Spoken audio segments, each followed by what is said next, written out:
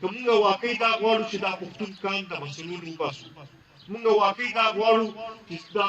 پښتانه چې دي دا د تورو تیرونو وځي موږ واقعي دا غواړو چې د پښتنو پسماندګي لرې شي موږ واقعي غواړو چې د پښتنو ځوانانو روزګار راشي د هغې واحد لاره امدا ده چې موږ د قومي وطن پارټۍ او د ملي رهبر جناب افسر وطن څخه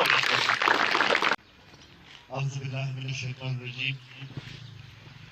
بسم الله الرحمن الرحيم صدر جلسة شمشیر کاکا په سټیج باندې موجود د قومي وطن پارټۍ د پی کې چپن چیرمن جاوید حسین خان د قومي وطن پارټۍ د ضلعي وایس چیرمن او د ګډوني یونین کونسل سابقه ډسټریکټ ممبر غنی صاحب په سټیج باندې موجود د قومي وطن پارټۍ د پی کې چپن سینیئر وایس چیرمن امجد خان قادر خان لالا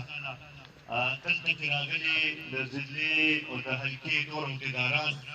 د ګډوني یونین کونسل چیرمن او د هغوی کابینه او زما د علاقې مشرانو عزتمندو السلام علیکم زه ټولو کې اول خو دا خپل ښه او د قومي وطن پارټۍ د ټولو کارکونانو نه ښه حیران خان او د هغه سره چې کوم ګڼ شوې عزتمند مشران نن موږ سره په قومي وطن پارټۍ کې شامل شو هغوی ته هرکلی وایم او دا یقینالي ورکوم چې یو صحیح فیصله مې کړې ده انشاءالله یو ځای به د دې علاقې د ترقۍ د سوکالۍ لپاره یو ځای به جدوجہد وکړو به او انشاءالله دا علاقه به د ترقۍ په لاره روانه ده ما نه مخکې غني صاحب تفصیلي خبرې وکړې او امین باچا هم تفصیلي خبرې وکړې جاوید خان هم په دې موجوده حالاتو باندې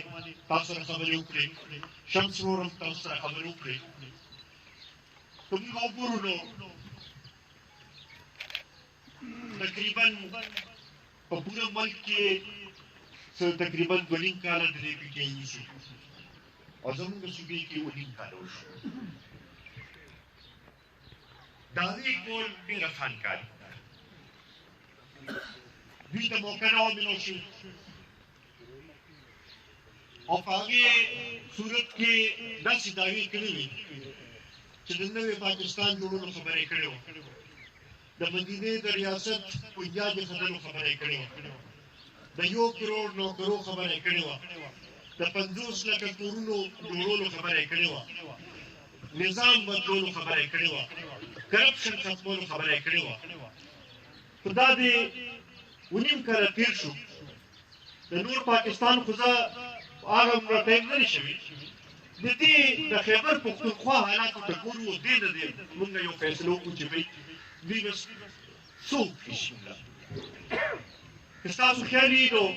شروع کې چې د دوی حکومت راغی نو دوی وایي چې 90 ورځو کې به مونږ هر څه کوو بیا د هغې نه پس خبره شوه چې 6 میاشتو کې به هر څه کېږي مونږ سره هر څه تیار دي او پالیسي مونږ سره شته او پلان هم مونږ سره شته او خلک هم مونږ سره ټیک دي او ټیم هم مونږ سره دی او هر څه مونږ سره دي دا د تقریبا 1000 ورځو نه زیات تېر شو 1100 ورځې برابرېدو والی دي کوم فرق دا نه مونږ د نوي پاکستان څه بنیاد وکتلو نه مونږ د مدینې د ریاست څه داسې تصور یا د هغې د هم څه ولیدل چې موږ وایو چې یار واقعي ده چې څه دغه کېږي لګیا دی خلکو ته فرق محسوس شو کله د شته حکومت راغلی دی که موږ وګورو نو خارجه پالیسۍ په حوالې سره په ټولې دنیا کې یوازې پاتې شو هغه ملکونه چې کوم په ډېر سختو کې به موږ سره ودرېدل د سعودي عرب په شانتې ملکونه نن هغوی موږ نه وروسته شوي دي د معاشي پالیسۍ خو دوی وایي چې موږ به قرضونه ختموو به قرض به نه اخلو کشکول به ماتو به په دې 2.5 کاله کې تقریبا 11,000 اربه چې زما خیال پاکستان په تاریخ کې یو حکومت هم دومره قرض دی اخیستی بې حکومت واخیستی بل خواته چې ګورو نه راته څه دومره غټ پراجکټ ښکاري نه راته څه داسې دغه ښکاري چې خلکو ته روزګار ویل شوي چې موږ ووایو چې زه دا قرض دې لپاره اخیستلی شوی چې خلکو ته څه پیدا ورسي ورځ تر ورځه ګرانۍ کې اضافه کېږي لګیا دې نه مخکې به ګراني راتله خو یو نرخ به مقرر شو هر چا ته پته وه چې یاره اوړه 10 روپۍ ګران شو چیني 10 روپۍ ګران شو دوی 10 روپۍ ګرانه شوه اوس خو داسې حل راغلی دی چې نن په کم نرخ باندې اوړه واخلې سبا راته په هغې نرخ باندې اوړه نه ملایي نن چې په کم نرخ باندې چیني واخلې سبا راته په هغې نرخ باندې چیني نه ملایي نن چې په کم نرخ باندې دوی واخلې سبا راته دوی په هغې نرخ باندې نه ملایي داسې حل موږ ته په دې ملک کې نه ولیدلی بل خواته ګورو نو هغه IMF چې دي نو وایي چې یاره دې سره بالکل معاهدې نه دي پکار او دا دی او هغه دی نن زمونږ وزارت خزانه مګې ته حواله ده سټیټ بینک ګورنر هم د هغوی ناست دی او معاهده مو سره داسې مونږ کوو چې د هغې ټول بوج چې دی هغې غریبانانو باندې راځي پرون بله ورځ بیا معاهده شوې ده او د هغې په نتیجه کې لومړنی خو دا دغه ده چې د بجلی نرخونه چې هغه الریډي تقریبا 26 روپۍ یونټ ته رسېدلي دي 5.5 روپۍ یونټ په ډول زیاتېږي 10 روپو ته چې دا بجلي یونټ ورسېږي دا به د کوم ځای دا خلک دا بل ورکوي دغه شانتې د ګیس قیمتونه دغه شانتې د پټرول قیمتونه دغه شانتې نور کوم چې دوی دغه کوي لګیا دي اوس وایي چې یاره په کلو کې چې کوم دوکانونه دي هغوی به هم د خپل ټیکس نمبر چې دی هغه به بهر ډیزاین کوي به هله به هغه دوکان چلولی شي که دوکان به داسې چلولی شي وایي مخکې خو تاسو د خلکو نه څه روزګار څه دغه ذریعه جوړه کړې چې د دوی کار روان شي نو بیا ټیک ته بیا څومره ټیکس هم چې تاسو غواړئ خو اول خو د دوی دغه خو تاسو ټیک کړئ د 1 کروړ نوکرو خبره کړې وه ماشین خپل سره چې کېنی نو په دې 2.5 کاله کې چې تقریبا 2 کروړه خلک بېروزګاره شو کروڑ نوکرۍ خبره خو یو طرف ته 2 کروړ خلک ته بېروزګاره شو همدغه وجه ده چې نن خلکو ته احساس شوی دی چې دوی سره دغه مسلو حل نشته څومره چې کوشش وکړي اوس لا به چې دا خبره کوي چې یاره 15 کالو کې کار نه کېږي په کار چې 10 کاله ټایم وي نو دغه شي زما خیال کې 10 کاله دلته مېلو شو نو بیا به هغه مخکې خو دوی چې بهر نه به خلک راځي زما خیال دې نه به ټول هجرت کوو نو هله به دغه نه به خلاصي کوي بیا خو امین باچا خبره کوي چې را وټسونه امین باچا مسلې حل سره ځکه نشته چې سلیکټ چې څوک الکټډ نه رسېږي هغه همیشه د عوامو مسلو طرف ته توجه ورکوي ځکه چې هغه ته پته وي چې زه د عوامو په ووټ باندې راغلی دوی ته پته ده چې دوی د بل چا په ووټ باندې راغلي دي ځکه د عوامو فکر سره نشته دوی ځکه چې دی بل خواته سترګې دي عوامو باندې چې څومره بوج بچي د هغې پروا ورته نشته نن عزتمندو زما خیال په دې خبرې باندې هر څوک پوه شوي اوس پکار راغله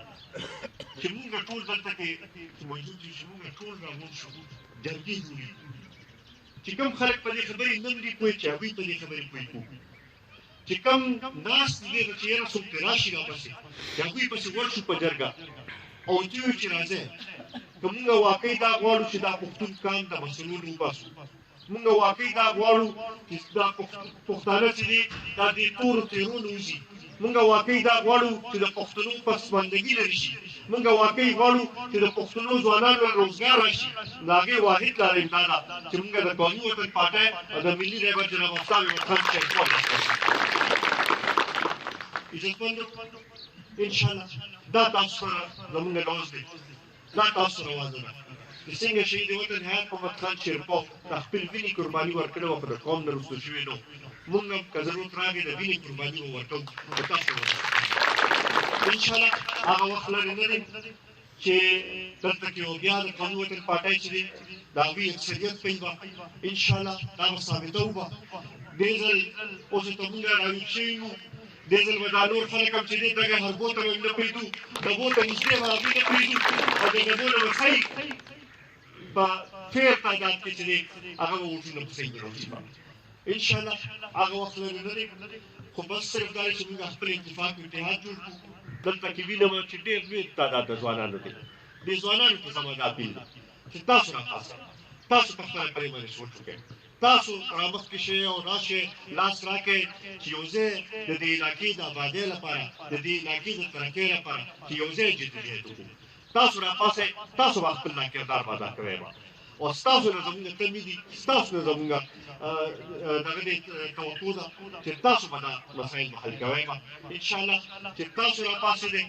د جناب آفتاب احمد خان شیرپور لاس مضبوط کړو نو هغوی سره کې بیا دومره صلاحیت شته هغوی کې دومره د مسلو هغه حل کولو تجربه ورسره شته